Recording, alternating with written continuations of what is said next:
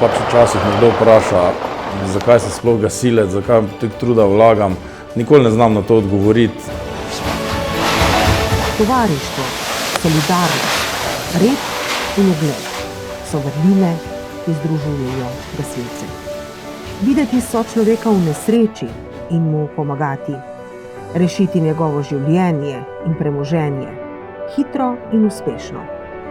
Delati v skupini kot en mož in kot dobro naoljen stroj. Tako je v številnih gasilskih društvih po Sloveniji in tako je že 150 let v prostovoljnem gasilskem društvu Laško.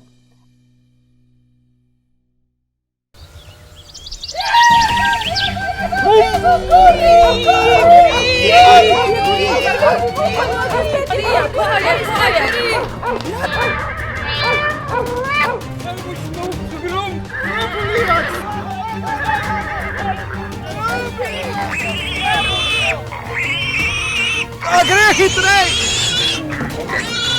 Vladi, kako šturaš, no! Več vode! Ni več vode! Ni več! Dosti je tega. Treba je ustanoviti požarno obrambo. To moramo imeti. Ja, tega pa še javn kjer ni. Bomo pa teperu. Tako je. Micka, daj papir.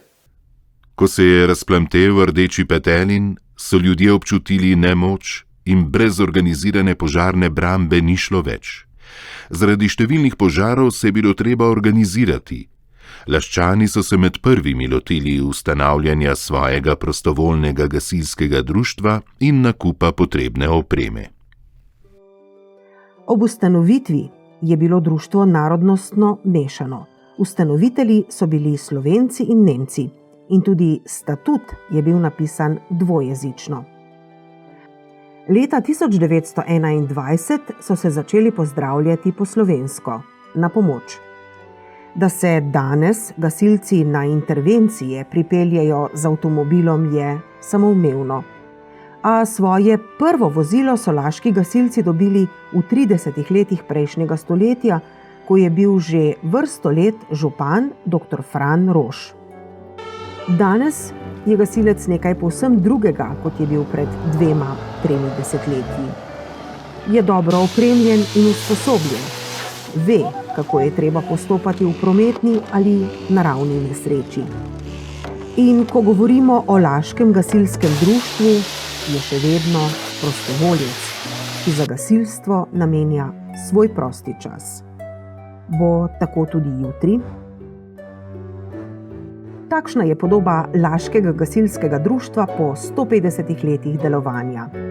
In tisti, ki so danes najmlajše gasilke in gasilci, bodo podobo tega društva krojili jutri.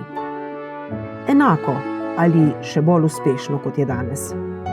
Geslo tradicija, pogum in ponos pa utegne biti rdeča nit njihovega delovanja tudi v prihodnje.